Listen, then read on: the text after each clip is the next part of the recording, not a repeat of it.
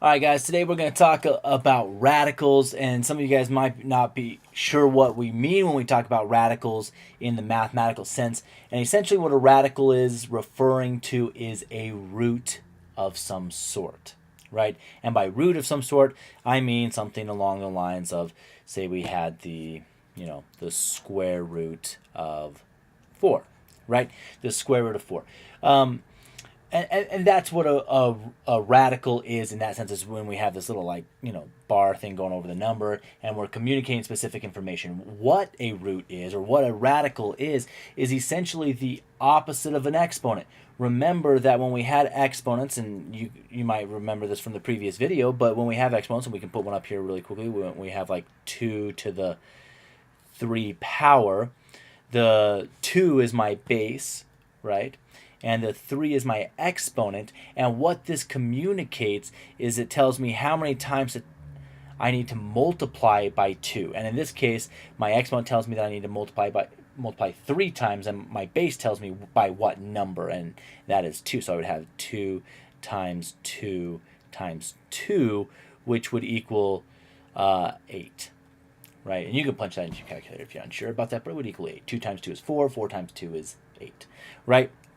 Now, what a root is the exact same process, but in reverse. So what we have is we have our exponent per se, right? And we have our solution here, and we want to figure out what number is going to go into the specified number of times. So in this case, we could rewrite this to try and solve this. We could say that the cubed root of 8 is equal to what? Well, in this case, we already know the solution because we just did it. We know that the cubed root is going to be 2, right? This is going to be equal to 2.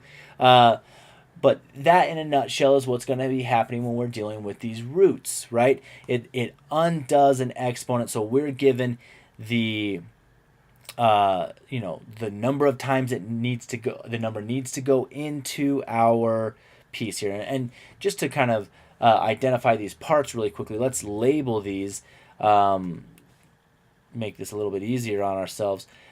This piece right here, which would be the equivalent of our exponent, right, in when we're dealing with exponents, right, is what's called our index. Now, a lot of people will actually just call it the root, and that's typically what I refer to it in my classes. So the root here, okay? That's what that piece is. Or in other words, how many times does our solution need to go into our next piece, this piece right here, which we call the radicand, which is a really weird name, radicand. It's a conjugation, though, of the root radical, by the way. The word radical. Anyways, the radicand. Honestly, guys, I won't refer to it that much as that. I might even refer to it as our base, because that's what it's, referencing in our exponents. And since these are kind of the same thing, for the sake of commonality there, I might refer to it as that periodically. So let's go through this, though, and just talk about how we would figure this out. You can punch this into your calculator, by the way, guys. Most of this is pretty easy, and especially if you remember our previous lesson on fractional exponents, right? And maybe we should just review that really quickly. When I have the square root of some number, I can rewrite this. Remember that square meaning that there's this little invisible 2 right there that we don't discuss, right? It's got to have a number that will go in there twice, the same number that will go in 2 times. We can write that as a fractional exponent as x to the 1/2. And if I had the cubed root, right, with a little 3 there, that would be x to the 1/3, etc., etc. So you can put these roots, and this is going to keep going on and on and on until I have, the nth root of x, which would equal x to the 1/n. N just being some number, it doesn't really matter, somewhere along the line, right? Okay.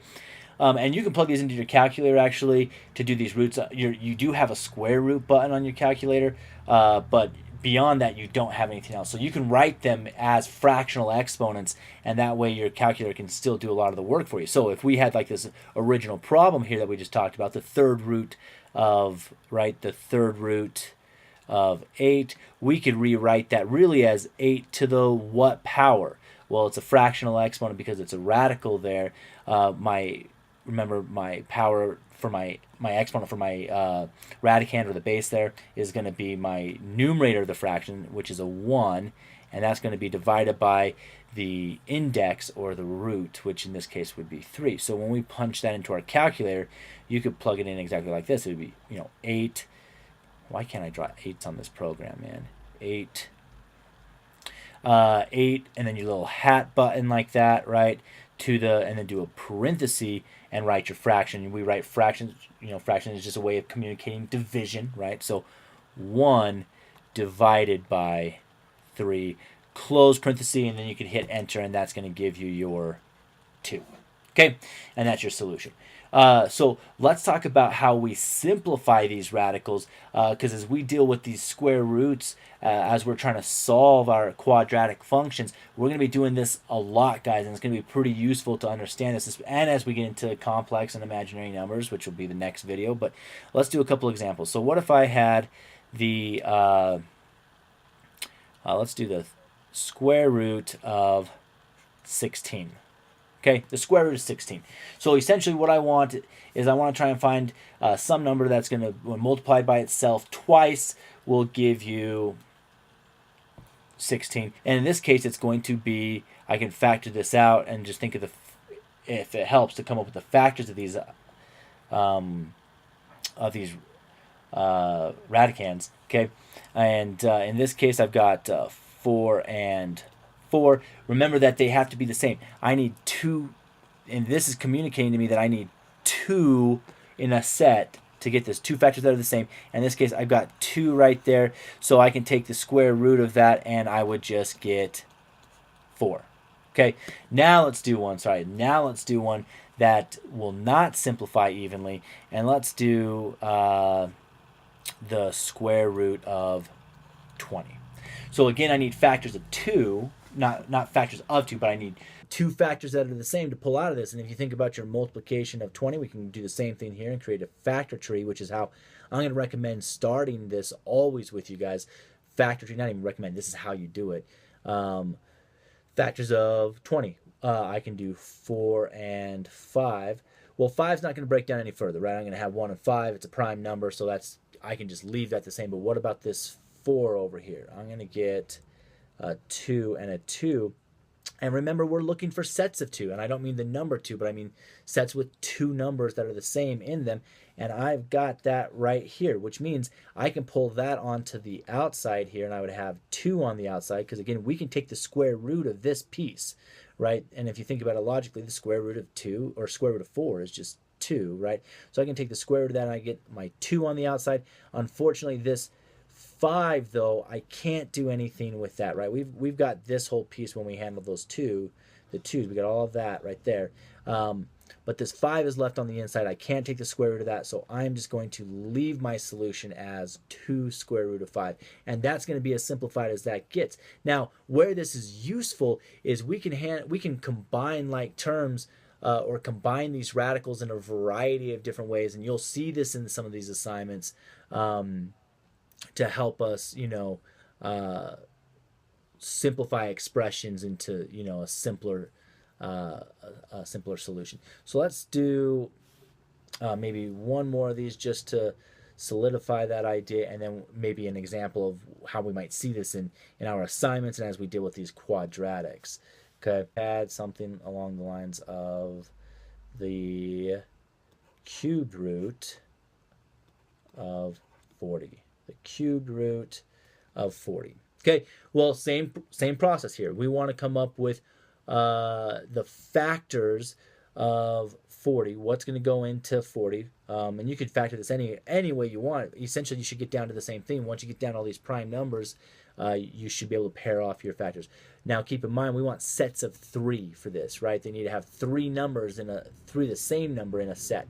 So 40 will go down to, let's do 10 and 4, and 10 will go down to 5 and 2, and then 4 will go down to 2 and 2. And what I notice here is that I've got 3 there. Remember, we wanted sets of 3, so I've got 1, 2, 3 twos. So I can pull that on the outside, and I'm left with this 5 here on the inside. So I'm going to have 2 cubed root, we can't forget to write that in, cubed root of 5 as my solution. Okay, let's do one more. Let's do the fourth root of 243. Okay, so what are we looking for? We're looking for a set of 4 numbers that are the same as factors of this. So let's go ahead and factor that. 243 can factor down to, and you could plug this into your calculator and just start trying things if you wanted to figure this out, but where it ends in 3, there's a good chance 3 is going to go in there. So I'm going to try that, and if I do that, I would get 3 and 81. Okay, well, how about 81? Factors of 81. 9 and 9, right? 9 and 9 work really well with that. Do I have any sets of 4 yet? No, I don't. I mean, I got a set of 2, so we're maybe on the right track here, but not a 4. Can I do anything with that 3? I can't go any further with that, but how about these 9s? These 9s are going to factor to 3 and 3, right? And then what do we notice when we factor those out? I get my set of 4 right here. I've got 4 3s, and then I have a remainder left in there, or a 3 left inside. So I would have on the outside, we could take the 4th root of all of that, which would just be 3. And on the inside, I would have, can't forget our little 4th root there, I would have a 3. So my solution would be 3 4th root of 3. Okay. Hopefully that's making some sense to you. Let's do another one, and let's show how sometimes when we're dealing with these quadratic functions, we're going to get a bunch of radicals in our solutions, and being able to combine those radicals into like terms is going to be pretty useful. So let's do the square root of 8 plus the square root of 32, and let's just do that. Let's just see where that gets us right now. So the first thing, remember guys, when we're dealing with like exponents here, and these are the opposite of exponents, I can, with some of this distributive stuff, combine different things together, right? So just like, and if it helps, maybe think of it not as exponents, but even as an x. If we've got the same radicand inside here, then we can combine those exponents. So think of it like x. If I've got, an x here plus an x, I can combine those to give me 2x. Just like if I have the square root of 2 plus the square root of 2, I can combine those and say that I would have 2 square root of 2, right? Because I have 2 of these, that's where that 2 comes from, and then I just put my thing there. Just like we did with the x's, I got 1x and 1x, and then there's 2 of them total, so I put a 2 in front of my x, right? Same concept applies. So if I can get these 2 to have the same radicand, or in other words, that same base there, then I can combine those into one radical, and instead of having to express both of those, I can just write the one number. So let's do that. What can I factor this down to? 8 can factor down to 2 and 4. 4 can factor down to 2 and 2. And so I've got a set right there, right? Because it's a square root, so I want sets of 2. I got 2 numbers right there. So I can rewrite this as 2 on the outside, but I can't forget my remainder there.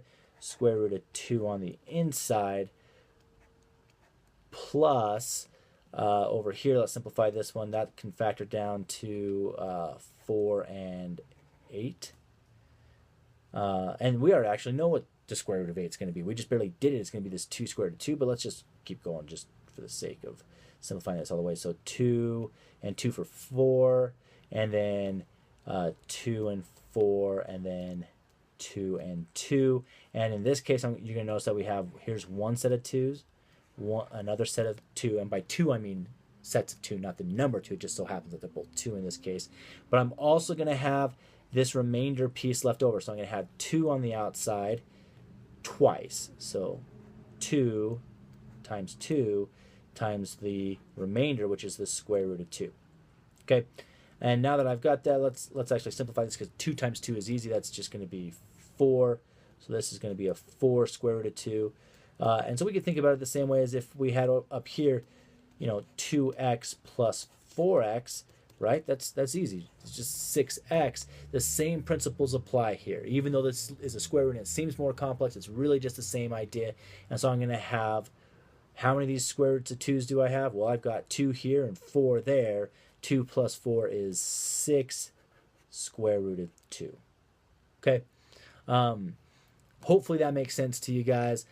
You'll see something like this on the assignment. And the important thing here to remember is that if you can get that root, or sorry, that base here, or the radicand, to be the same, just like here, we started with an 8 and a 32, but we were able to simplify it to where we had the same radicand in both of those. You can combine those just like we do with our x's up here, or any other thing, right? So hopefully that made sense to you guys, but remember, just start by factoring it out. You want to find sets that are with the indicated number, right? The number of items in a set is shown by the root. In this case it was 4, in this case it was 3, and in this case it was 2, and then simplify that out by pulling those sets out. Okay. If you have questions or concerns, guys, please come and talk to me. Otherwise, good luck.